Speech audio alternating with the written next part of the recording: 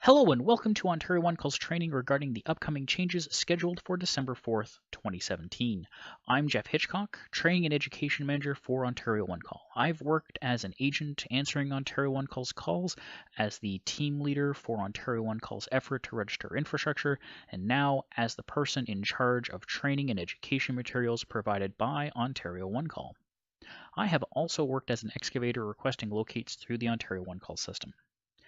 This webinar is primarily directed towards excavators who are new to the One Call process. We will be diving in depth into most of Ontario One Call's online services. Please note that during this demonstration, if you have questions or wish to provide feedback, we have a logged chat feature that can be found here. Just click on the little plus or arrow in your control panel and type normally into the space provided. Once all training is completed, Ontario One Call will gather your frequently asked questions, or FAQs, and email a copy of that FAQ with answers directly to you. Further, we will post a copy of those FAQs directly to our website. While this training is pre-recorded, there is an Ontario One Call representative standing by to answer your questions throughout this training. Do not hesitate to ask questions at any time during or after the training. Today, we're going to be going over the upgrade scheduled for December 4th, 2017. These topics include waivers, streamlining how and when this important information is displayed, map selection notification, using your map selection and detailed description to determine which members will be notified of your dig, locate request confirmation, paperwork sent to excavators in PDF format to include more detailed information, selection tool look, the map's selection outline will now become clearer, zoom limits, the map will allow excavators to select an area while zoomed further out,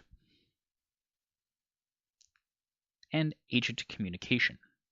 When working on a ticket, an agent may contact you via email. In today's webinar, we'll be referencing two types of users: members, who are the owners of infrastructure, and excavators, those who dig in the ground. We'll be going over a number of scenarios today. They are all fictitious, and any relation to projects proposed or underway is not intended nor should be inferred. This webinar includes all web portal functions for excavators, as well as some basic examples of how to select a notification area. If you'd like to view similar training videos, please visit on1call.com for more training resources.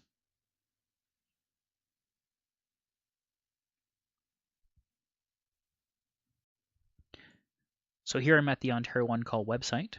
I'll be logging in with my username and password. My username is training@on1call.com and my password is super secret.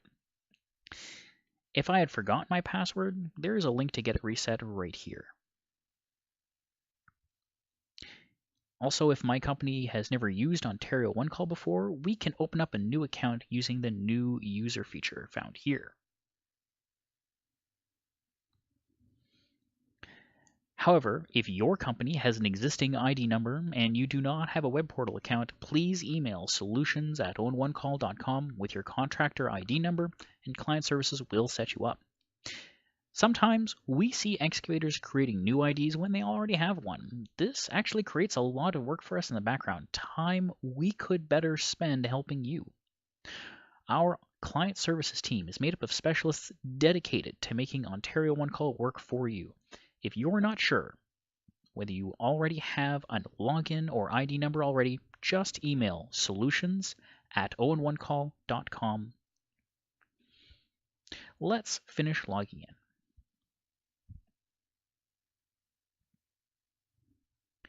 Hey, did you notice there wasn't a waiver on the previous screen? Waivers are now stored here for your review. When you agree to this waiver, it'll appear here. You can review it at any time. Whenever there's a change or every 6 months, the waiver will reappear for your review. If you have any questions about changes to the waiver, just give us a call. Otherwise, click Agree to Proceed.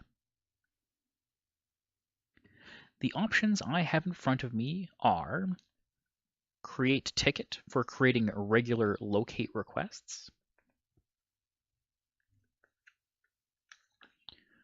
create project work for creating project work tickets. Note that the definition of project work is found here.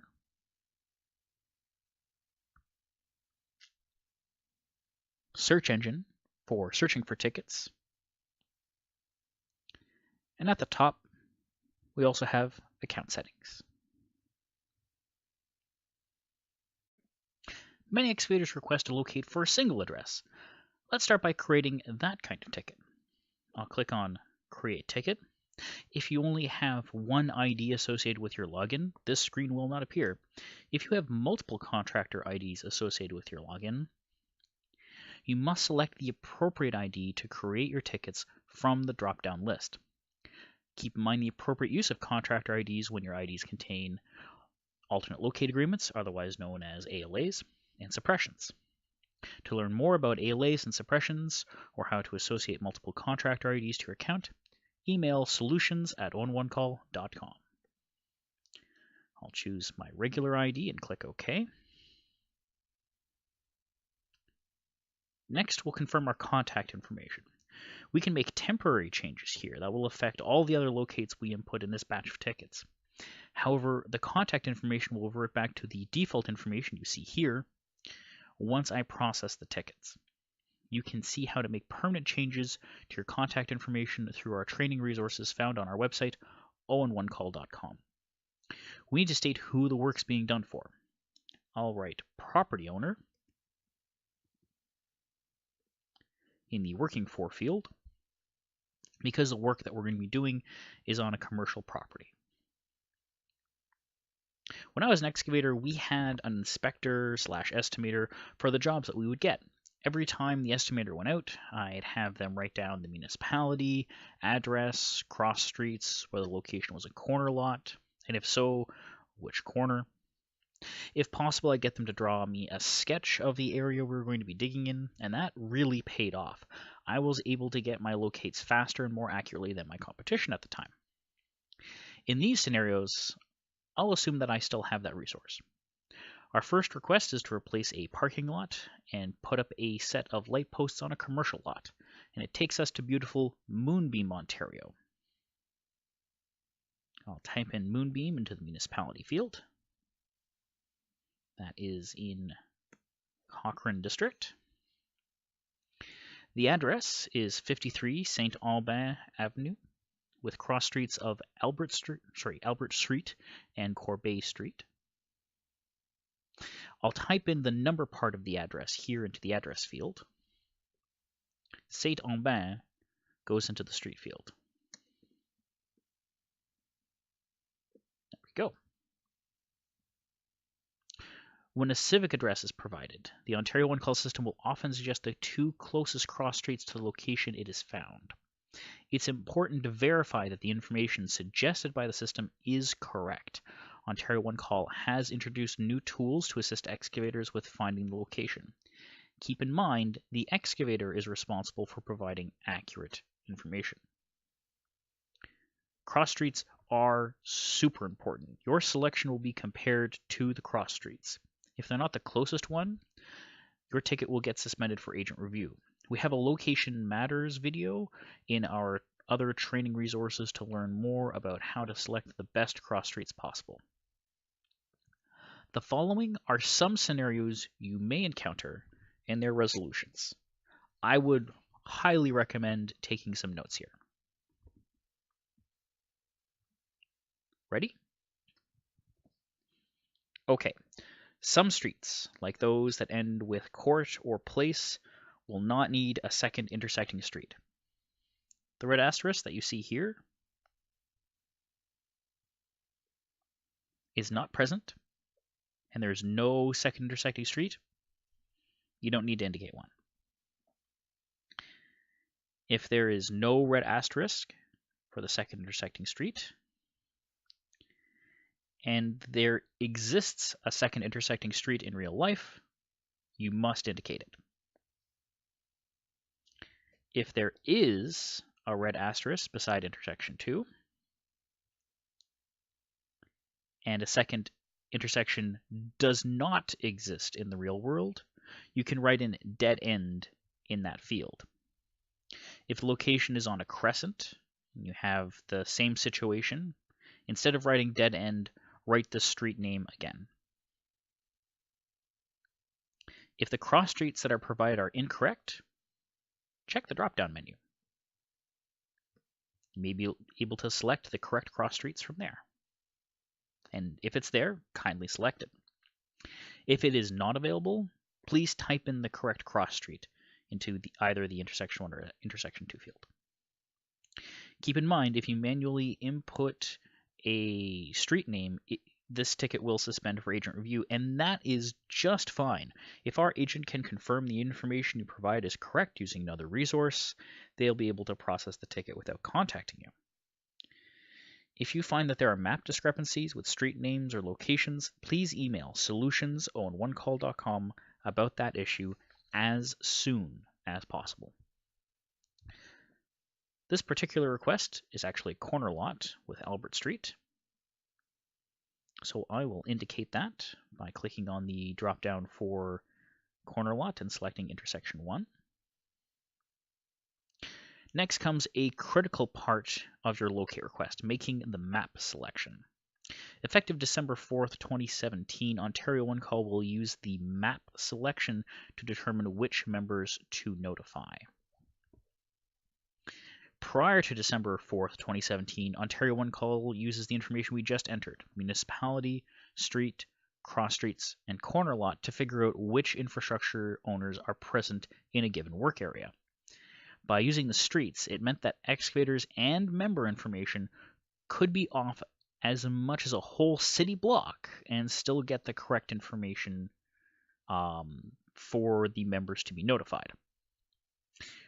Once the upgrade on December 4th, 2017 is live, we will use your selection to figure out who is in the excavation area. This means that the distance an excavator or member can be off on the information they provide to Ontario One Call is narrowed down to just a few meters. That's why being accurate on your map selection is critical. We'll talk more on that later. Let's continue with our locate on 53 St. Aubin Avenue. I will skip the tutorial. If you're a new user, the short time it takes to review it may come as a benefit. There we go. If I do want to view the tutorial later, there is a help button right here, and I can make that tutorial run again. Now, I'm going to need to find the location. As previously indicated, the building is a corner lot with Albert Street. St. Aubin, there we go. So I'm going to head here looking for commercial property. There's also an address pin to help guide me to the location. And the address pin is for reference only.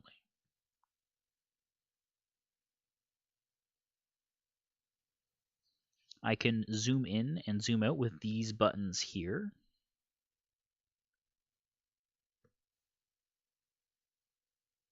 I can pan around on the map by clicking on the map and moving the map around.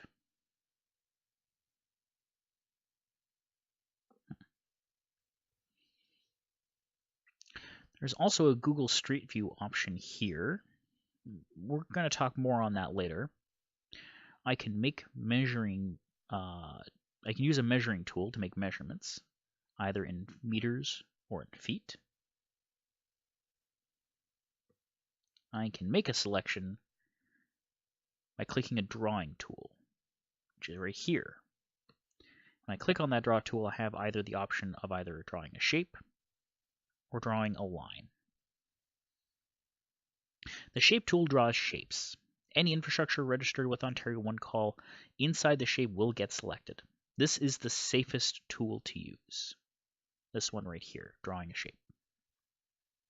It's great for requesting parking lots, roads, pools, landscaping, or say, for example, a 5-meter radius around boreholes or electrical or telephone poles.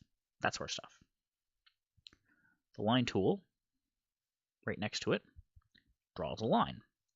Any infrastructure under the line gets selected. I find that this is really the fastest tool to use, and it's great for precise work like fences, installing or replacing pipes or cables, foundation repair, that sort of thing. It has an adjustable width up to 10 meters, so for instance, selecting a pole line with a line tool may be an appropriate selection, dependent on your type of work and situation. If you are ever in doubt as to which tool to use, please use the shape tool. As I said, it is the safest tool to use for excavators and still really easy to use. You can make multiple selections on a ticket, even using both types of tools. For this selection, we're replacing a parking lot and installing some lighting poles. So let's get to work. I will click on Draw Shape. I can start my selection at the edge of the area I want, and I'm going to start at one of the corners right here. I click once to start my selection.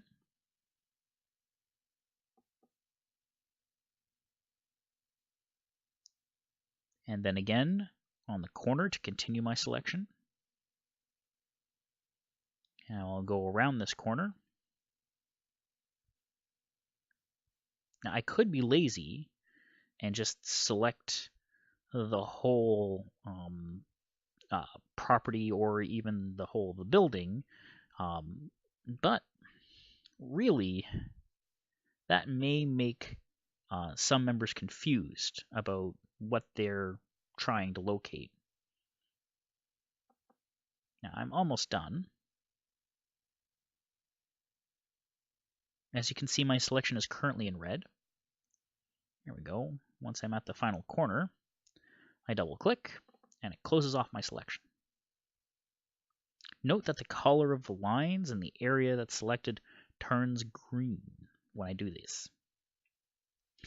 I can add a label to my selection. Labels are really helpful in communicating to whomever is going to be responding to your locate, and they're helpful when locators are looking at the map.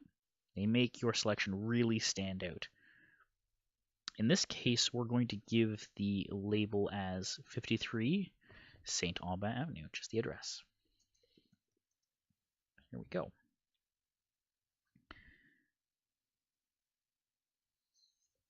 I'm just going to click on Save. Now at this point, I can click on the selection and then push and pull on the dots in order to edit my selection so that it's absolutely 100% perfect. And I do that just by clicking and pulling and pushing on that dot.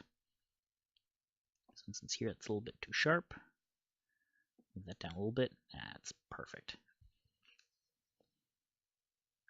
Now I need to attach my selection. Click Save. Excellent. I'll just scroll down a little bit. Here is a button that says Attach Selection. I have to click on that in order to attach my selection.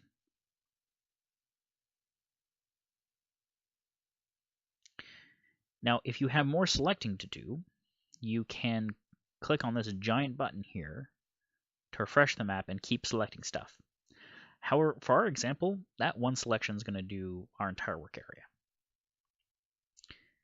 If we had them, we could scroll down and attach our own sketches with this Attach a File button. This is one of the features that makes submitting locates online special, as agents are not able to accept external sketches to be added to the ticket. I know once you delete a sketch here, it's gone forever. You can't undelete it. You'll have to reselect it if deleting it was a mistake. The cool thing is, the map will show you where you last drew, and that makes it really easy to redo your work. You can also view your selection by clicking this button here. Wait for that to populate. Excellent. So what you're seeing is what we're going to transmit to our members, those owners of infrastructure. If you've used the Ontario One Call web ticket before, you'll note that we've made some changes to the outline of your selection. It's now easier than ever for those receiving the ticket to see your selection. You ever wonder how Ontario One Call selects members that are going to be notified on your locate request? I know I did as an excavator. Right now, Ontario One Call takes a look at the streets. Let me see here, scroll up. The street and cross street information and the corner lot information. This information is the stuff that we use in order to figure out who needs to be notified. The information that the excavator inputs here gets compared to the information that members give us that sits in the background. The information that sits in the background is known as notification areas, or areas that a member has told Ontario One Call that they own something. This process is a little complicated, but it's being replaced December 4th, 2017. A big part of the December 4, 2017 update is changing the way Ontario One Call selects members. This is a change that we have been working on for a number of years, and something we're going to continue to tweak for years to come. Effective December 4th, 2017, Ontario One Call will use the map selection on a ticket to determine which members get selected on that ticket. Members will still have their information in a notification area hidden behind this map, but your selection will be compared to their notification areas. Ontario One Call system has built-in validations to try to minimize the risk of error when map selections are submitted, but it's still very important that the excavator creating the selection is familiar with the location of their dig and provides the most accurate information possible. Once you have completed your ticket, you can always review your work online or on the confirmation that you're going to receive from us. Excavators who select their work area correctly should receive a competitive advantage over those that do not. Selections that do not cover your work area will likely mean missing infrastructure owners on your ticket. This means if you dig outside the area selected on that map, you may be held liable for damages that occur. Selections that cover far more than your work area than necessary may select members who have nothing to do with your excavation, effectively slowing your locate process by adding more parties than really what you need. If you call in for a locate, agents will be trained to make a selection for you. However, because you can't see what they're drawing over the phone, and they don't know what your excavation area really looks like, they will intentionally make their selections bigger than what you might make, and that's as a safety precaution. There is a Goldilocks zone. Make your selection sufficient for your work. You can request feedback on your selections by contacting solutions@ownonecall.com with your ticket and your questions. I recommend taking the opportunity between now and when the upgrade goes live on December 4th, 2017 to do just that. In fact, many excavators have already benefited from discussions with our excellent staff. You may also wish to consider whether you want to give your equipment operators or 4 people training in this new method of notification. They should know by now that if they dig outside of a located area, they're going to run into trouble. You may want them to know what area you selected so they don't dig outside of that either. And of course, always follow the markings in your locate paperwork from infrastructure owners. To me, those details are as important as the dig details found below. So let's tackle that next. I prefer to start with depth of excavation, but you can also enter in length and width. When Ontario One Call asks you to provide a depth of excavation, enter the deepest you're going to go, especially when you're dealing with multiple types of work like we are here. For that, I'm going to choose 1.3 meters. I'll click on the drop down to select meters, and then change the maximum depth to 1.3. Next, we indicate a few different things via checkboxes. Are we working on public or private property, or both? Did we follow best practices by selecting an area physically on the ground? Or have we not? Are we going to use machine tools or hand tools or both? And we'll talk about the optional information in a little bit. For the work that we're going to be doing, I'm going to indicate both public and private property because we're going to go and do that driveway as well as the parking lot and the light posts. It is an industry best practice to show where you're going to be working by making a selection, writing out a description, and marking out what you need on the ground. I will indicate that my area is pre-marked, and this forms the first part of the note we're going to be making in this detailed description of work field. I'm going to write here area marked with existing parking lot and driveway. Let's go back to those checkboxes. I will definitely need machine tools to do this job, and we'll probably also need hand tools as well. As a note, when you select the hand tool checkbox, it will remind you of the definition, shovel and spade only. I can just click I understand and OK. Now for the optional stuff. Mark and fax means that you want the responses for your locates marked and then faxed back to you. If you prefer email like I do, just write mark an email here in the remarks field.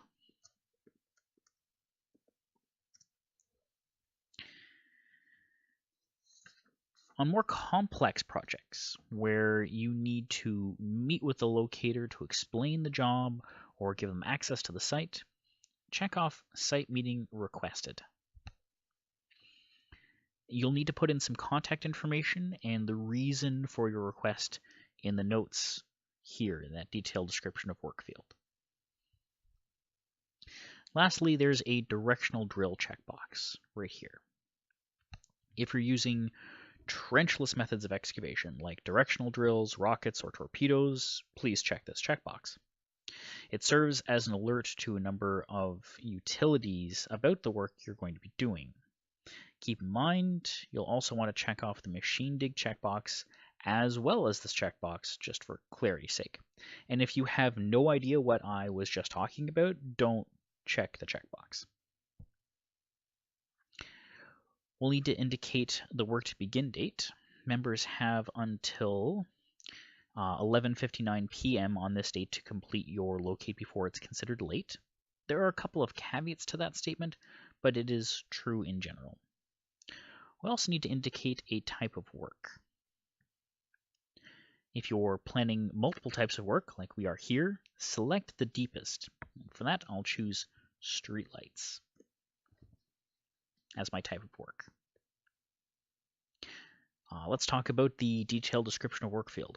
This is the field where you must provide additional information about your scope of work that was not included in the fields above. We've already added a little bit.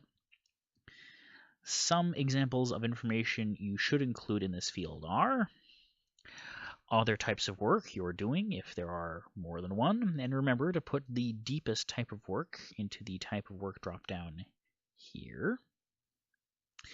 The distance and direction to your dig from one of the provided intersections or other geographical references. The specifics about your location, including the side of property that you're going to be working on, like the front or back or side.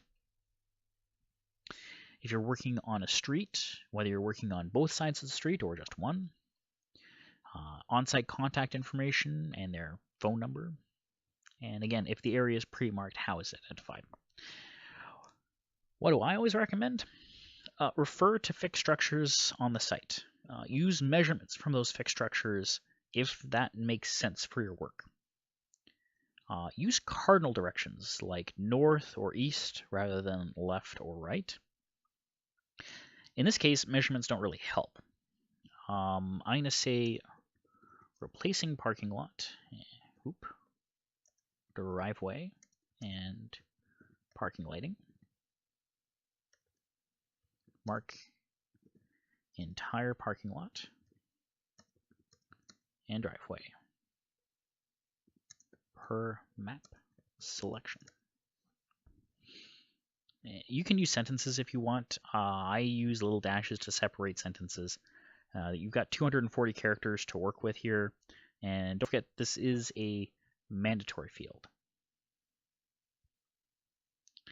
If you run out of space, you may continue your note in the remarks field here. You may also add the date by which your project is expected to be completed in this field if you're going to be creating project tickets. Don't include information like marking additional streets or areas that you've not previously selected.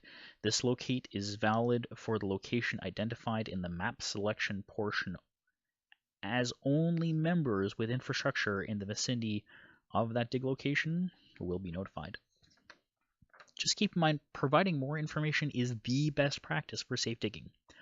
All stakeholders want you to outline your work area in 3 ways: digitally, with map selection, verbally, by referring to fixed structures, and physically, with paint or flags when conditions permit. Once you have entered all information, click on the Save button at the bottom of the page. Next, I'll get reminded about my answer to the depth of excavation. It's a good reminder that if my depth changes, I need to tell Ontario OneCall. And that goes for all kinds of things I stated in my OneCall ticket. If things change, I need to tell Ontario OneCall. And we'll talk more on that a little bit later. The system now does a cursory audit of the information that I've inputted. If I've missed anything, it'll bump me back to the top of the page to tell me what I've missed. I'll just wait for this to finish processing. Excellent, flawless. I can click on the back button here to go back and make changes to the locate request. Or I can scroll down a little bit and click on this edit button here. They both do the same thing. But I'm pretty sure we've covered everything. I can also delete my ticket if I don't really need it. But I do, so let's not do that. I can click on Next to proceed. Scroll up here to do that. And that is the one I want. The system then checks the selection I made against the street and cross-street information that I provided. If they match within a certain distance, the ticket gets processed by the Ontario OneCall system and immediately provides me the result, like you can see here. If they don't match, the ticket goes to an agent for review.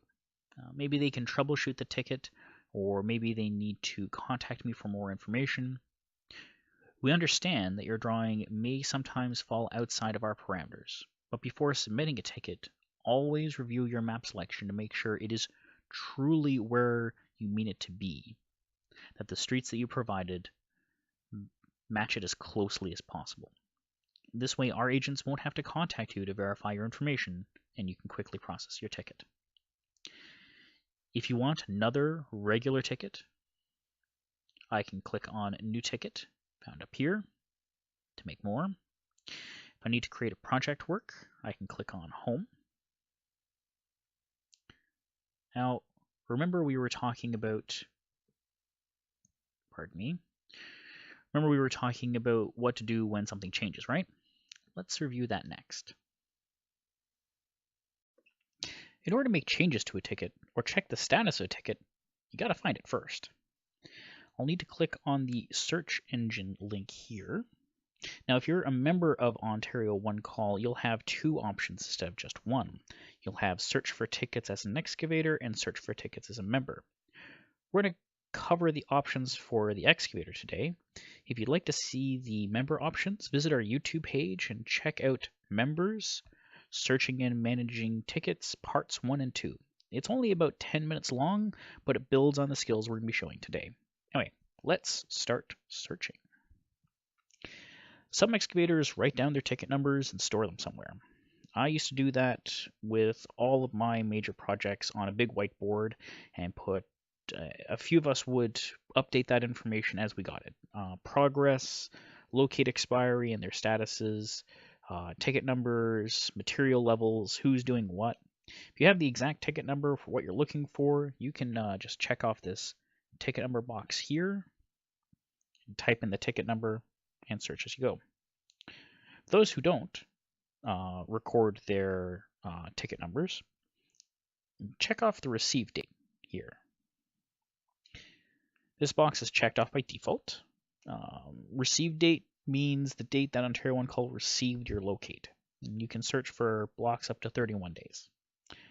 For example, I can search for all the tickets that I inputted in August.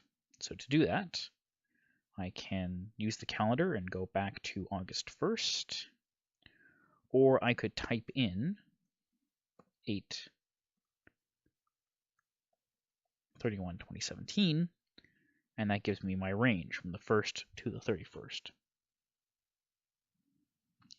When I click on the search button, the results are displayed pretty quickly, actually. I can scroll down and see some of the details for each of these requests.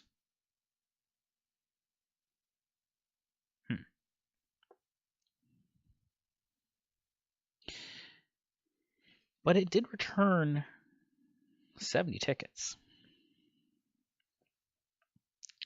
I can narrow that down one of two ways. I could check off the municipality and provide more information narrowing down the search.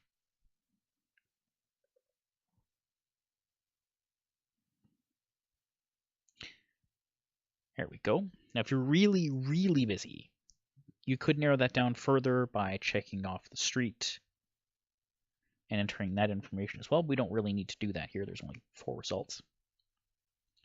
Remember, though, that spelling counts, and you can use an asterisk, which looks like this, as a wildcard. There are other options below to help you search as well. Another way is to narrow down the date. Maybe I don't know which specific day that I put in the locate request, but it was a couple weeks ago. Well, in this case, a couple months ago. I could narrow that search down to the last week, which would be the 28th to the 31st, and search that way.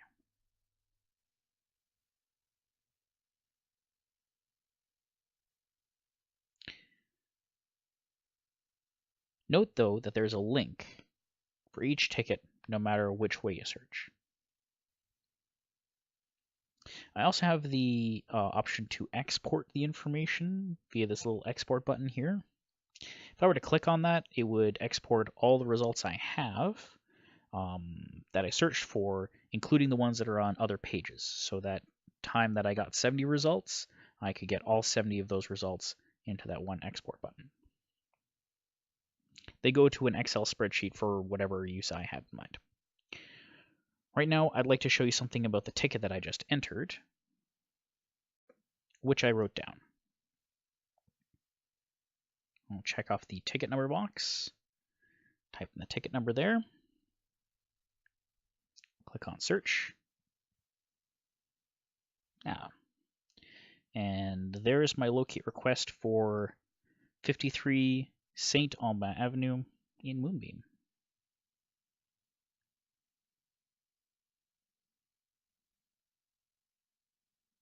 There we are. So let's say I want to change something. I will click on the ticket first in order to go into it.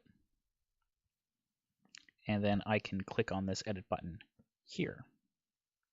So then this screen pops up. I can cancel the request with this cancellation button here. I can change the request, or I can relocate the request. Well, I don't want to cancel it. I still want to do this work. and it is way too early to do relocate. Relocates are for when the ticket is going to expire and you need an extension on the paperwork or you need the markings refreshed. So let's say I just need to change the depth. I can click on correction. Now there's a little pop-up that tells me that if I make a change considering the dig site to the ticket, it'll give me a new ticket number, and that happens automatically, and that's really neat. Now I just need to make that one change down here to the depth. I'm going to change that straight to 3 feet. I just scroll down and click Save.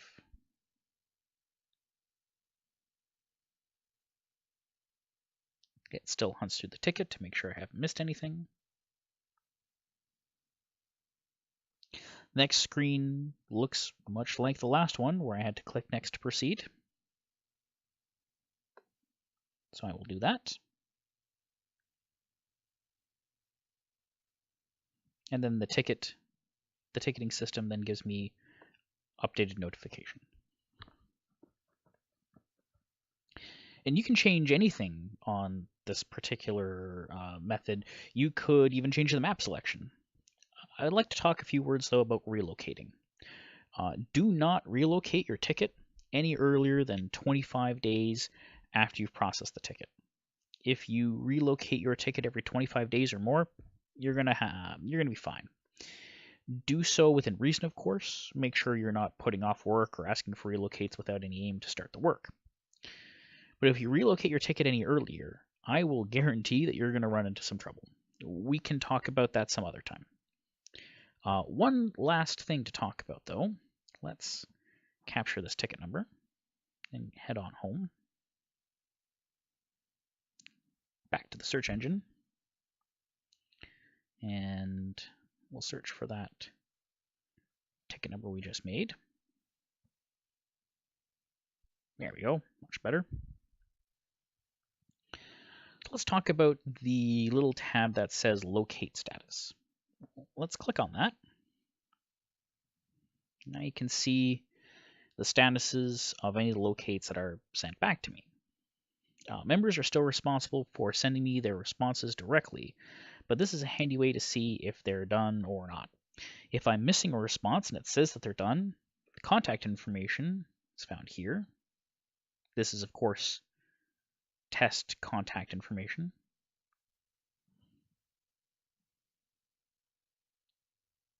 If I'm missing a response and it says that they're not done, there is still contact information right here.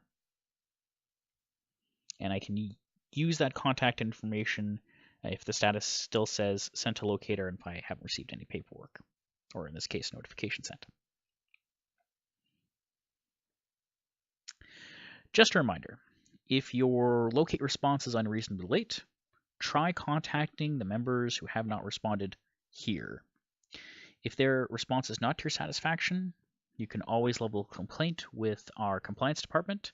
They are compliance@oneonecall.com, or you can call our 800 number. That's 1-800-400-2255. Press 1 for French or 2 for English, and then option 3 after that is our compliance group. Timely responses are key for any excavator getting their work done. The better and clearer I can make my tickets, the more timely a response I should receive.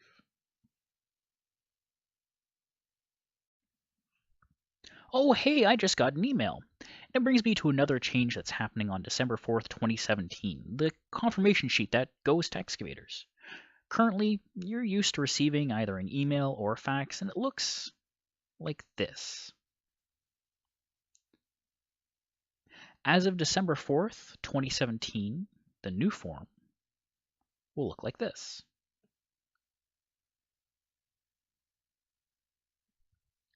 Apart from making the layout of information a bit easier on the eyes, we paid particular attention to the members notified section, which you can find here. Excavators and their administration staff are encouraged to now use the Members Notified section as a checklist for responses. The list of members and their initial responses are clearly stated here. Please note, the outbound notification going to members is not changing at the moment. Only the confirmation sheet that goes to excavators is changing.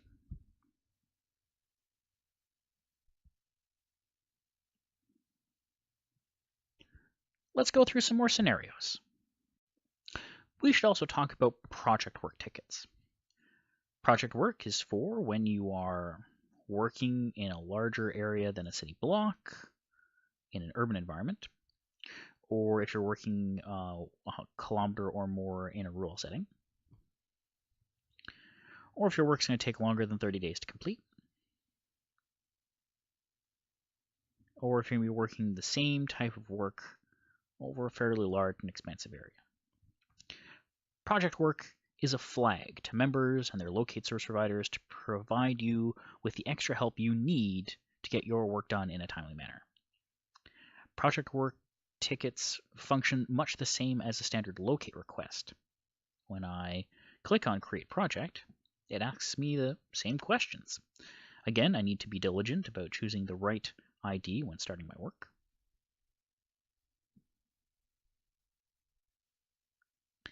And again, I can change any of my contact information as needed.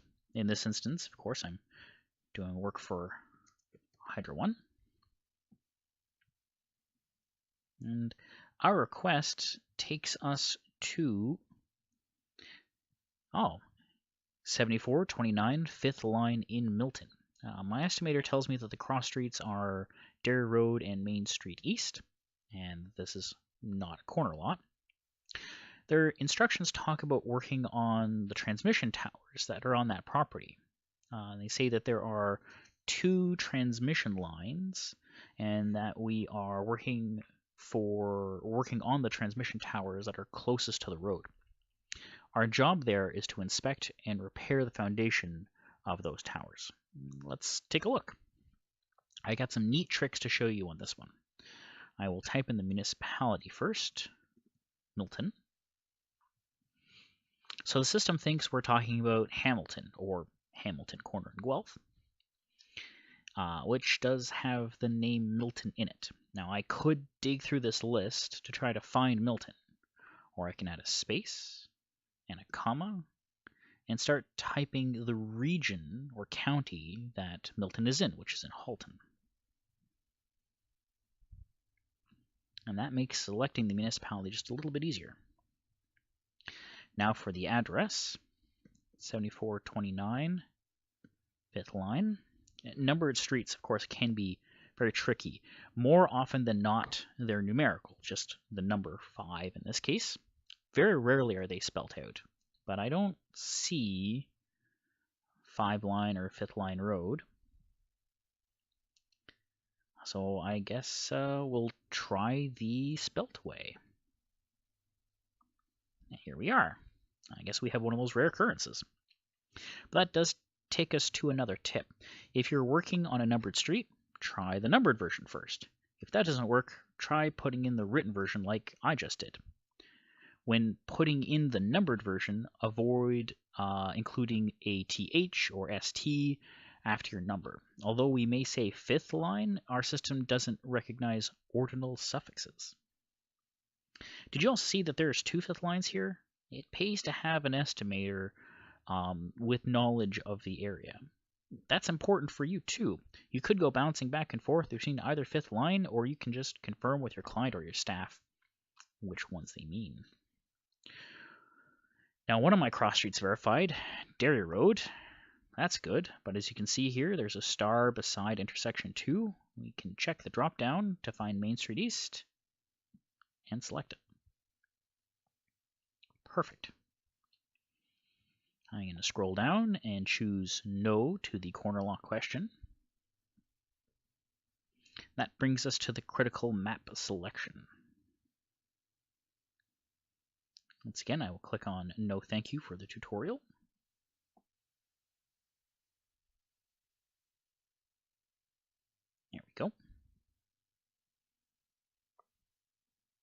It did bring us right to the property, at least the pinpoint.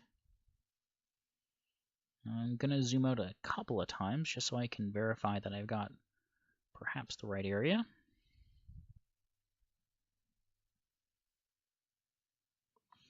And the pinpoint does say approximate location. Let's be 100% sure that where that pinpoint is the correct property. I use Google Street View for the next little bit. Now, this is not available in all areas, but in times where you want to confirm something is on the ground, it beats having to leave the office and visit it in person.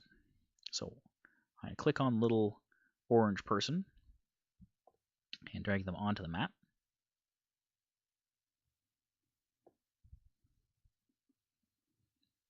And here we go. Very shortly, of course, my screen changes to that of being on the road, and I can click these little forward and back buttons to move back and forth along the road.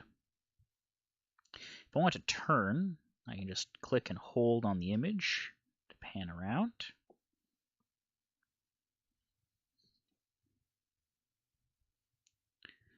So let's first confirm that I have the right address on the right street.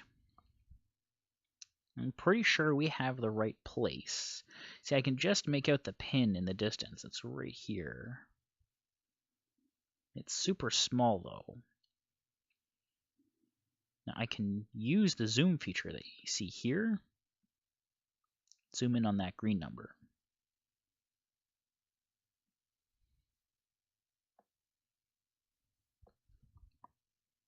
Yep, that's 7429, all right. So I'm satisfied that I'm in the right area, but what does my inspector really mean by towers closest to the road? Let's zoom out a little bit. Pan over. And those are telephone or hydro poles. Those really aren't transmission towers. I'm going to go to the right of the property here. Ooh, those are transmission towers. You can see them behind the trees. That looks to be a hydro corridor. Let's get a closer view and just travel down the road here.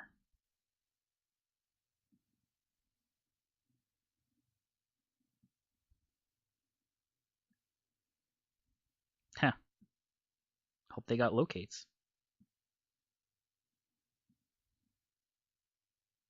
Let's get out of the way of that excavator. Yeah. This access road here will be good. Look at all those towers.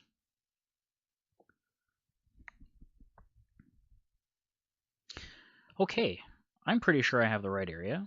I'm going to click on this back button up here to go back to the map view. And I will pan and zoom so I can see all the towers here clearly. I don't think I'll zoom back out. That's much better. I'll give everyone a frame of reference. So I said a little while ago that for foundation repair, it's best to use the line tool. This locate seems to be the exception to every rule. We're zoomed way too far out to get an accurate selection with a precision tool like that line tool. Instead, we'll use that when in doubt, use the shape tool rule instead. So I'll click on the draw tool and then select draw a shape. And I'll draw a sizable box around the first tower.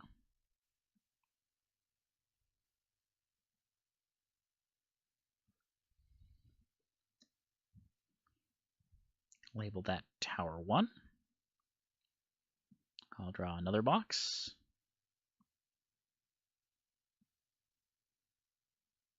Around Tower 2.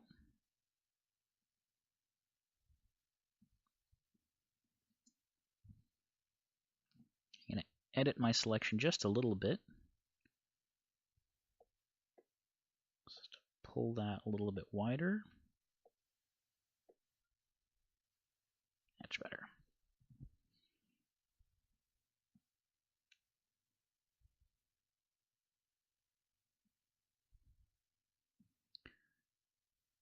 I'll box around this tower.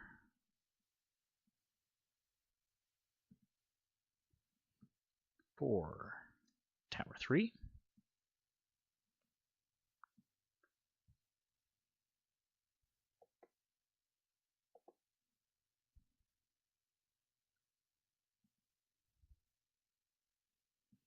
And there we go. And surprisingly, tower 4. Now, as a note, as of December 4th, 2017, you'll be able to be zoomed out further while selecting your work area. However, it is critical that you make sure you're zoomed in close enough to be able to understand the work area clearly and to make it understood to others clearly as well. But this looks wonderful. All right, I will attach it and move on to our dig information. Our maximum depth of excavation will be 20 feet at maximum. We're working on private property by machine and hand, which I understand is shovel and spade only for the hand dig portion. I will want a mark and email, so I'll scroll down to remarks and type that out.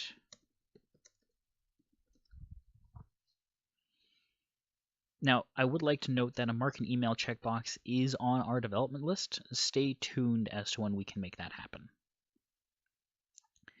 We did pre-mark the area we want to dig in with white flags.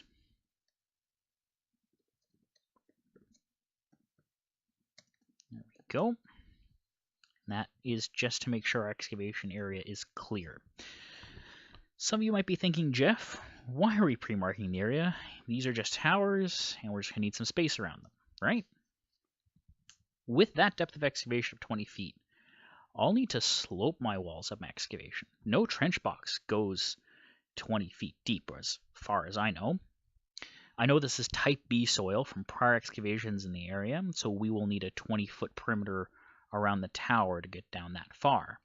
If I didn't know the types of soil, we could use calculations for type C soil, and that would be a 30-foot radius around that depth, for that depth.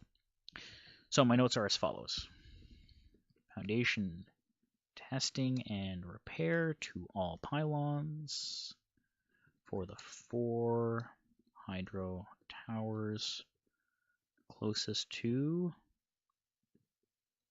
5th line.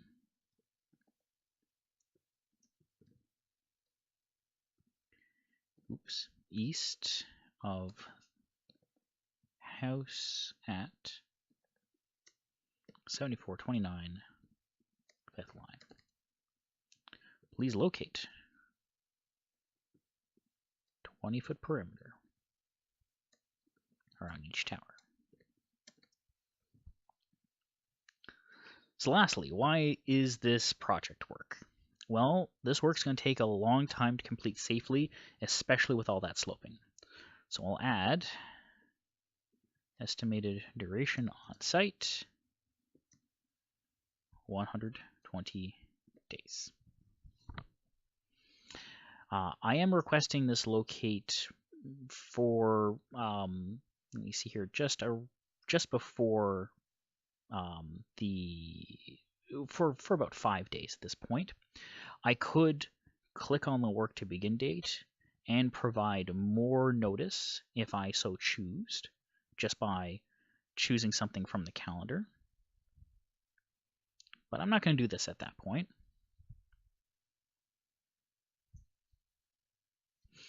Our type of work here is going to be foundation repair.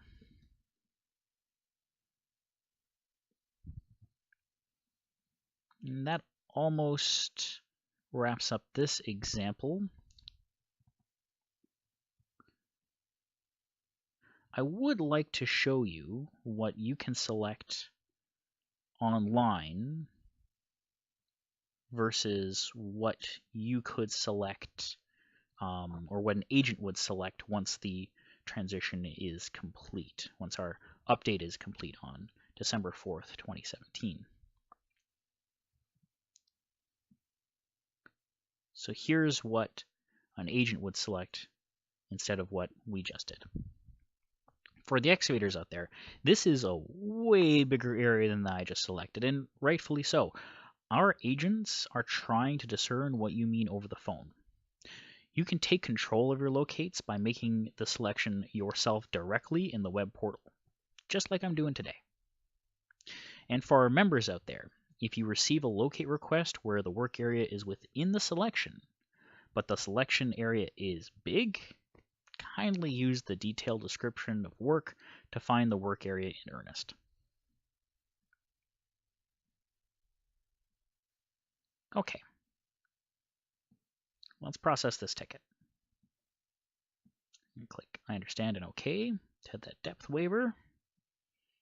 The system is now checking over my ticket to make sure there are no outright flaws, nothing that no required field that I have missed.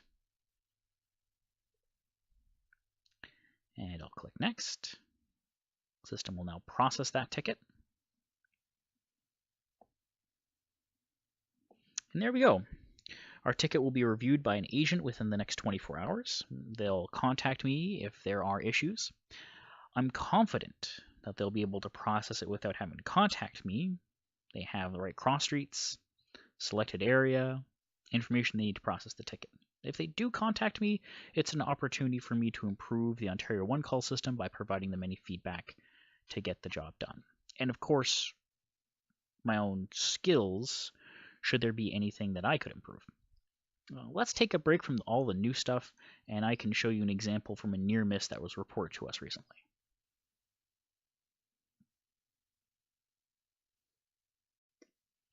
So that near miss. First off, it was a miss. No one got hurt. No infrastructure got damaged. But to us at Ontario One Call, it illustrates how much we need this new system in place. So this excavator, unnamed of course, has a ditch cleaning contract for an area in Tecumseh in Essex County. Work being done for, of course, is the town of Tecumseh.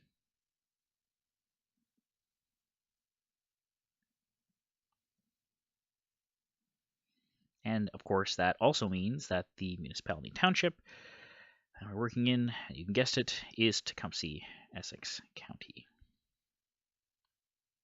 Part of the contract was ditch cleaning on Outer Drive between Talbot and South Talbot.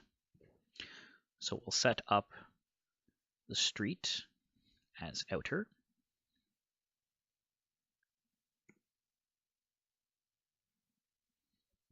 Now, if you know the area, the extension on Outer Drive happened recently. Our system doesn't show it quite reaching South Talbot yet. So the excavator selected a different cross street.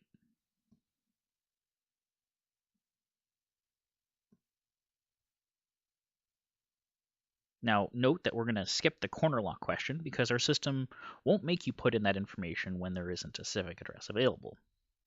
So we come to the map selection. And this excavator did what they thought was right. They selected the correct area. They zoomed out, panned down to Outer Drive,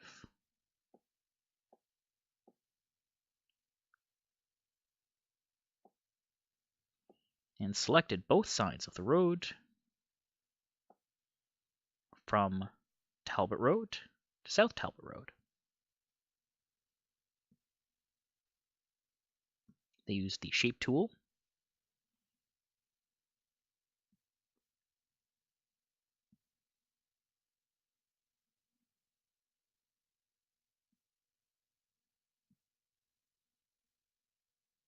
selected the proper area, like so. I think they labeled it ditch cleaning.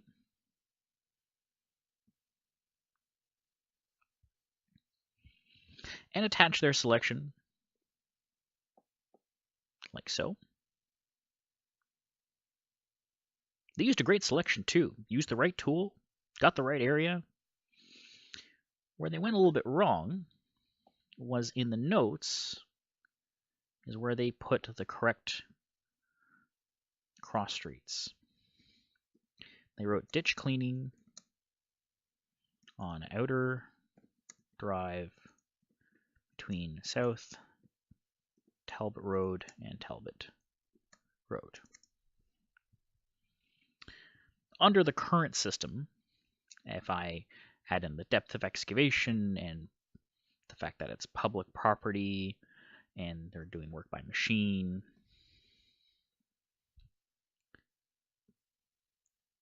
and the type of work, this ticket would auto-process. Under the notification system launching on December 4th, 2017, the streets selected in the map will not match, in this particular instance, the cross streets that are found up here.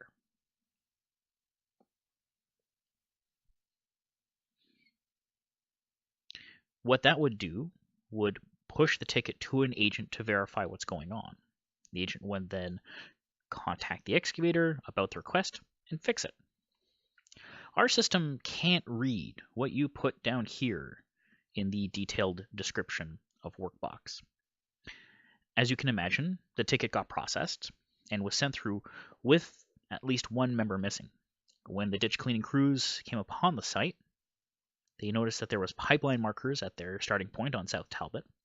They called the pipeline, the number being on the marker, to see why they weren't on the locate.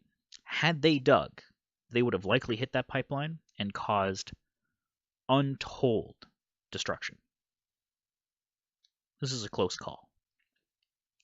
So what could they have done differently so as not to cause that near miss? This is really easy. I'm going to scroll up, and we're going to change Blackacre Drive to South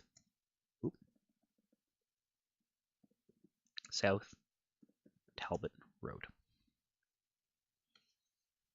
That's it. That would have forced the ticket to suspend, and for an agent to fix up this ticket for an excavator, the agent wouldn't even have to contact the excavator about the request. It is important to all of us at Ontario One Call that every single one of you and the workers that you dispatch go home safely at the end of every day. It is vital to us that you know how our systems work, and it is vital to your safety that you understand it just as well as our agents. Okay. Enough of this heavy stuff. Let's talk about some more scenarios. I mentioned earlier that the line tool is a tool for precise work. Let me show you what I mean. I'm going to create a regular ticket by clicking on Create Ticket. Our request is for foundation repair at numbers 9, 13, and 15 Wyandotte Avenue in Toronto, and it's for a number of homeowners. My instructions say number 15 needs its rear or northeast side and northwest side done. Number 13 needs its northeast side only, and number 9 needs both sides and the back of the house. Part of my estimator's kit, by the way, is a compass, and I highly recommend that. So we'll start with the work being done for field. We'll state the work's being done for homeowners. Go. And the location is in Toronto.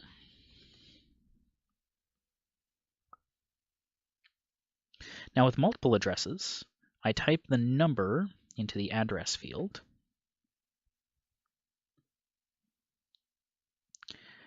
And then click Add. I have number 13 to do. I'll do the same. And with the last one, 15, I could click Add, or I could leave it into the address field. It really doesn't make any difference. I will enter in the street name of Wyandotte Avenue. There we go. Now the address is between Omaha Avenue and Seneca Avenue. First off, the system tells me that, and secondly, those are the only cross streets for Wyandotte. It's the only way to get to it.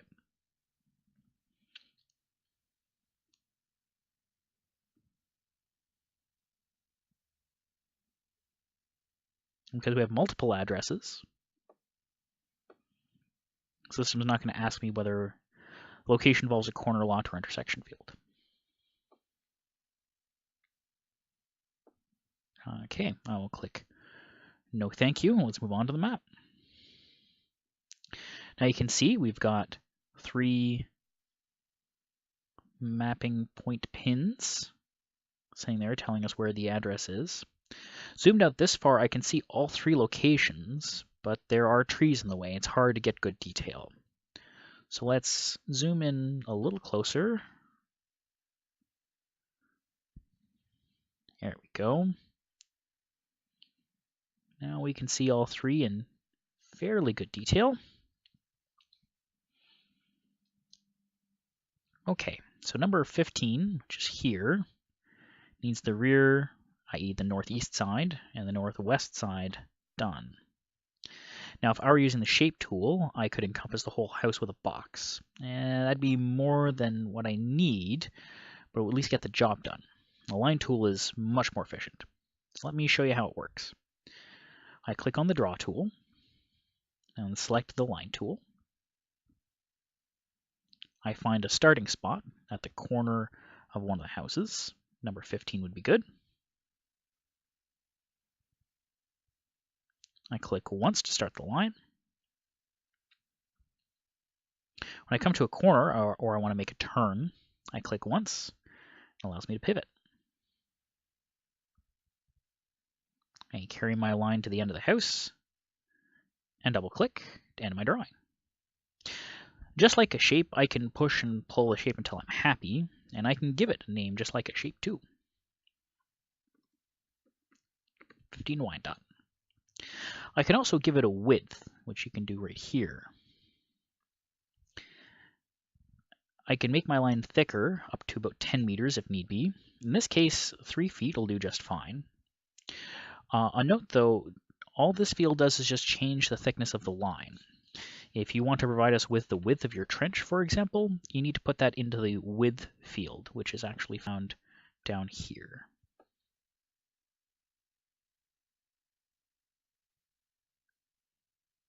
Okay.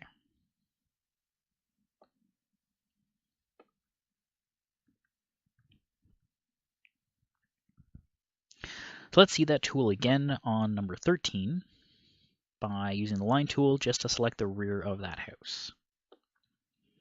Click on the line tool again, find the rear of the house,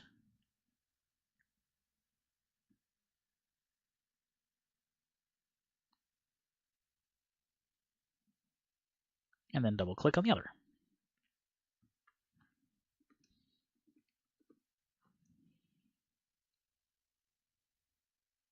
Name it 13 Wyandotte and click save.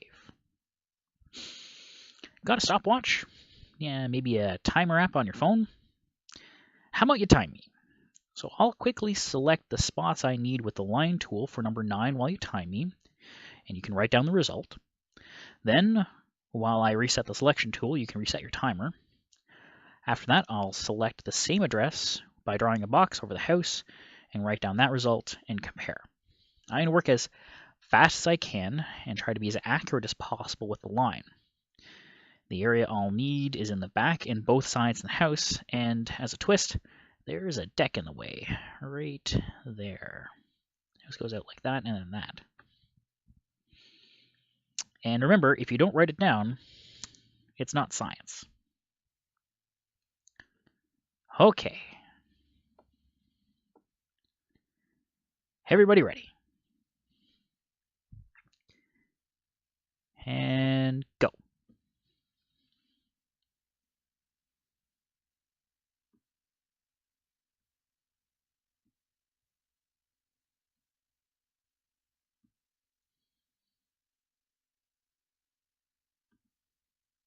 Stop. Okay, write that down somewhere, and we'll have a time.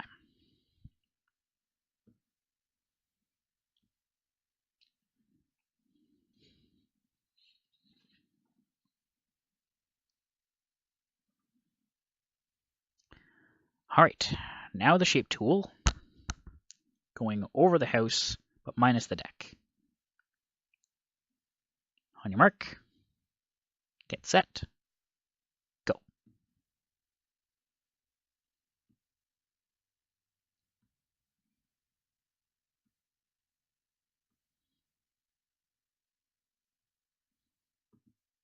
And time. So compare the two times at your leisure. You may find out that the line tool wasn't as fast, or might be faster than the shape tool, but is certainly more accurate. The line tool is useful in circumstances when you're installing or working on pipes or cables, working on fences, repairing foundation walls.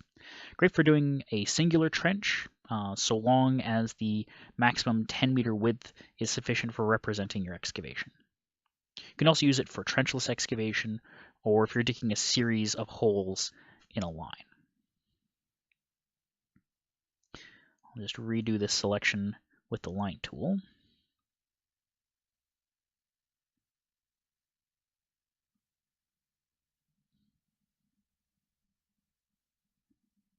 There we go. It's not for every circumstance, though. Which tool you use is up to you and depends on the situation. And again, if you're ever in doubt, use the shape tool. It is the safest for you to select your excavation area.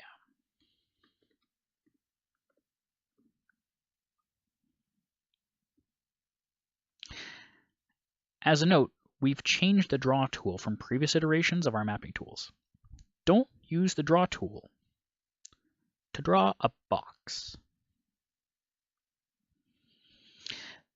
As you can see, the interior of the box is not highlighted, and the ends don't meet up properly. That means you're going to run the risk of missing members.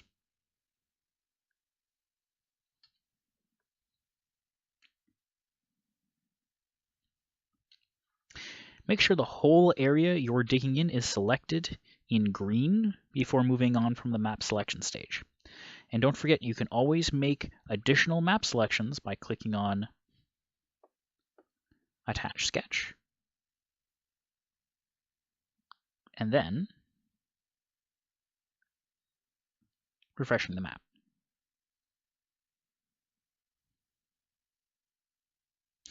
Now we don't need to do another selection on this locate request, but you can see we've returned to the same area, and we can make more selections, and importantly, we can see the locations of our previous selections. You can always check out scenarios that work with these tools and more on our YouTube site. Let's move on with these foundation repairs. We're going to be digging up to a depth of 12 feet on private property in a pre-marked area in white paint.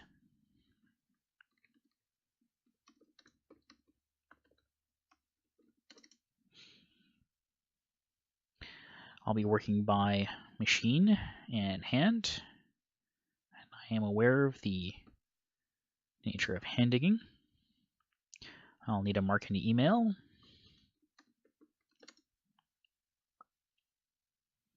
The type of work is foundation repair.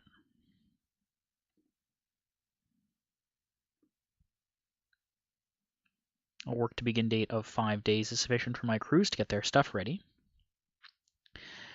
Now to write some sort of description. At number 15,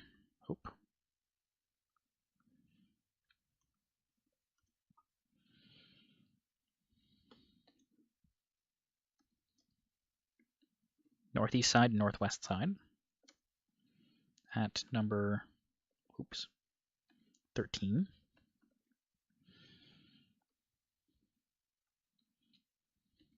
northeast side only. At number 9, both sides and back of house. I think that clearly and concisely explains what we're doing and why. It matches our map selection. I think we've got a tightly defined area. I'll now scroll down and click on Save. Click I understand and OK to the depth waiver. System will now review my locate request and see whether I've missed any required fields.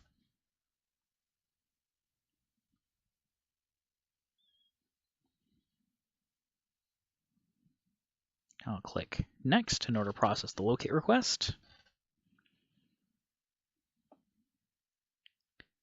And there we are.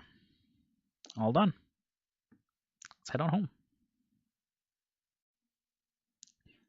There's one other scenario I'd like to talk about. All the scenarios that we've reviewed so far have been related to either a road or a property. So what do you do if the location you'd be digging up doesn't reference either of those things? Typically, those types of locates use measurements from visible landmarks, like building lines or curb faces, that sort of thing. For this locate, we're going to choose Create Project to create some project work. I'll use my regular ID because my ALA ID really doesn't fit this particular type of work. While my contact information is correct, I'll state that I am working for the City of Toronto. And, unsurprisingly, the municipality I shall choose is Toronto. Note, I only need to put in a few letters and Toronto will show up. And that's not just the same for Toronto, it's any municipality or street you come across. Our task is doing a bridge column integrity assessment and probably repairs on columns on the Gardiner Expressway. This is slow-going work. So this ticket is part of a much larger project. We put in a ticket about once a month for this project. The pair of columns we're working on this month are 190 meters east of Lower Jarvis on the Gardiner Expressway. So we enter in the dig street, which will be Gardiner Expressway. Go. And the cross streets, which are Lower Sherbourne and Lower Jarvis.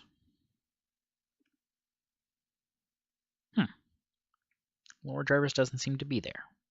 Well, let's try Jarvis instead.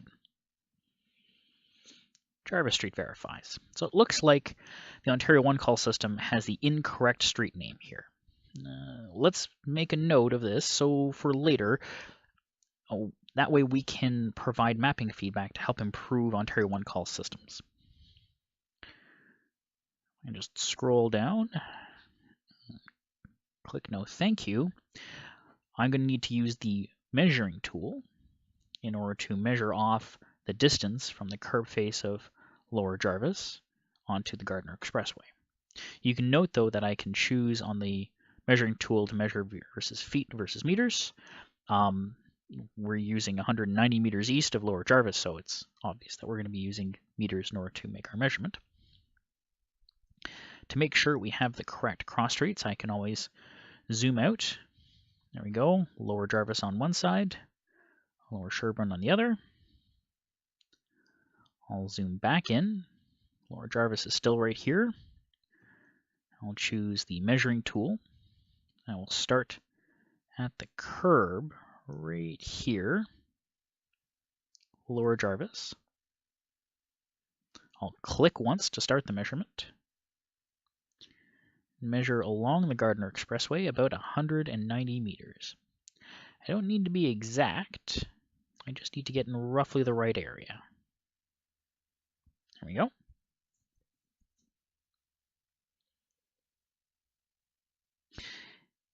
If I want to take a second measurement from the other visible side of Jarvis's curb face, I can do that too.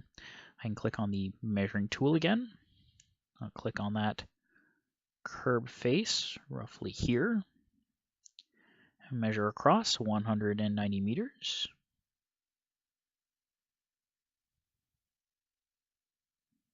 And I'll double click. Now we're going to need to select an area around those measurements. We just talked about what type of tool to use. I'll be digging up an area over top of and beside the columns, and for that I choose the shape tool.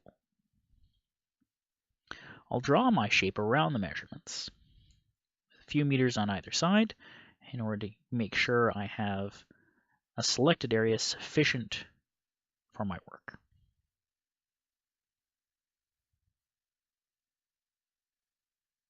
like so.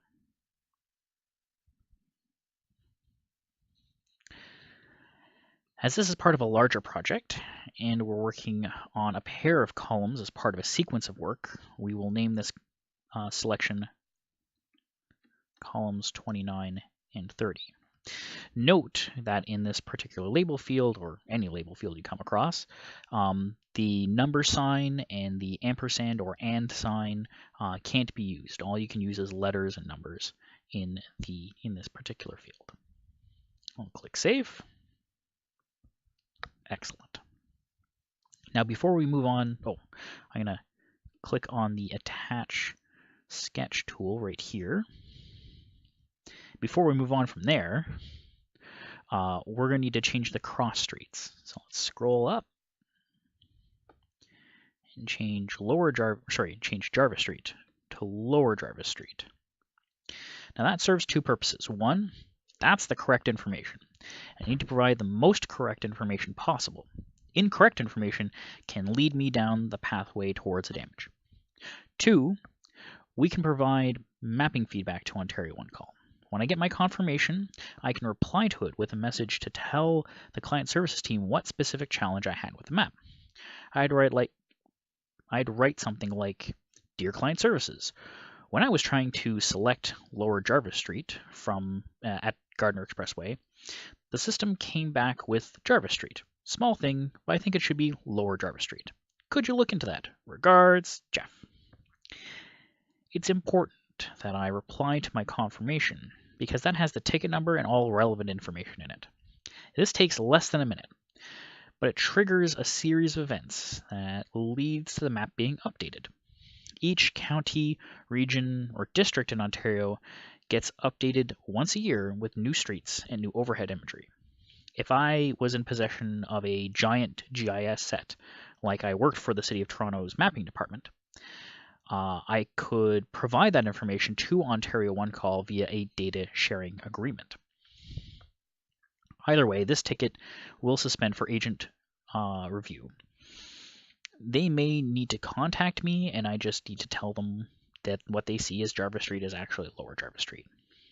This is only a small thing, but the steps are the same if you were to find something bigger. No piece of mapping feedback is too big or too small for our client services team. Together, we can make the province safer and more efficient. So let's scroll down and see what those measurements look like on the map selection we're going to be sending out.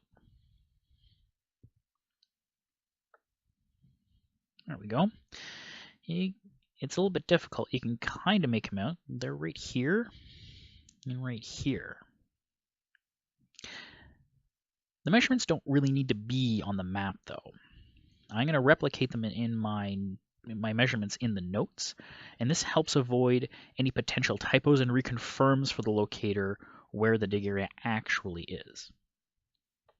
I'm just going to scroll down, have my detailed description of work, and type in approx 190 meters east of Lower Jarvis Street, east curb face. The east curb face is where we took the measurements of 190 meters east. I'll also enter in the rest of my dig details, which is a depth of 6 feet on public property in an area marked in white paint. There we go. I'll be using machine and hand tools. Click I understand and OK. I'll need a mark and email on this one. My type of work is concrete.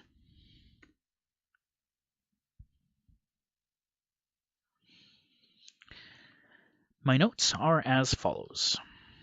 Project A7241. It's a column integrity, inspection, and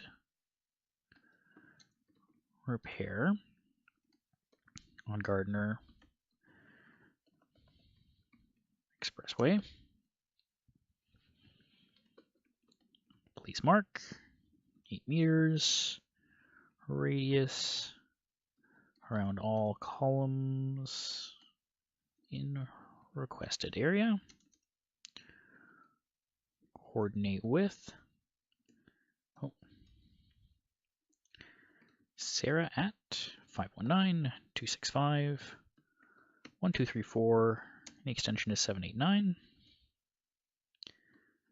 Please mark on Gardner Expressway deck and column connection on Lakeshore. Now that project number was given to me by the general contractor for the project. I am a small cog in a much bigger machine of work on the Gardner. The other notes are things that I, as the excavator, previously negotiated with the members and locators after we got the job, but prior to starting. Coordination meetings like that help add to my success as an excavator. And that said, Sarah can help fit in our small excavation repair work into the massive job that is fixing up the Gardner. I chose the type of work concrete because while it's technically a foundation, it's really not a building foundation. It's not really a road. Concrete's about as specific as I can get without asking for a new type of work to be created. I believe I have checked everything off, so I will click on Save and confirm that depth waiver there, and click OK. So the system, again, will now go through my particular locate request and see whether there's anything that I've missed, any required fields that I have forgotten to fill out.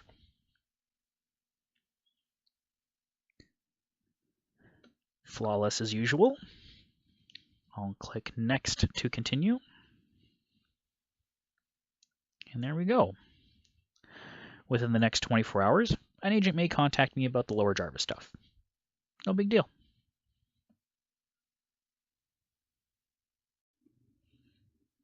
Throughout this webinar, I've been talking about agents contacting you about a locate.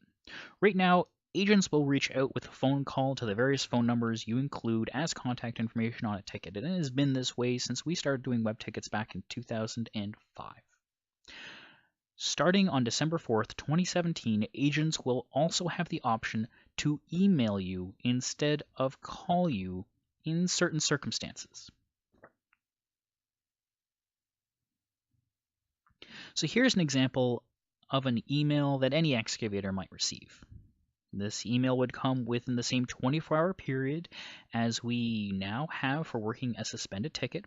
There will be a transition period where we may still call out as well as provide this email to allow people the time to adjust to the change. On this email, there is a link, and you can click on that link to fix up your ticket, and it'll get processed as soon as possible.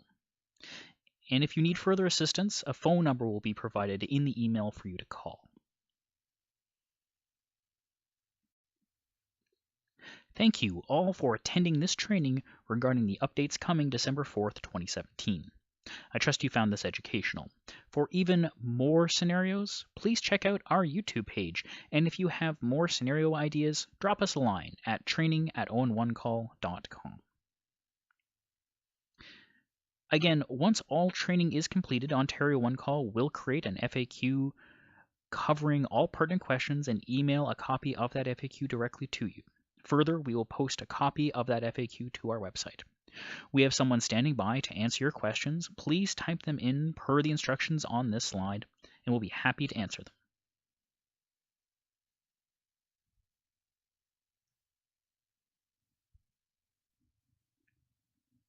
Well, seems there's no further questions from you folks. If you think of any questions after today, feel free to contact us at solutions@owen1call.com. Dig safe and have an excellent day.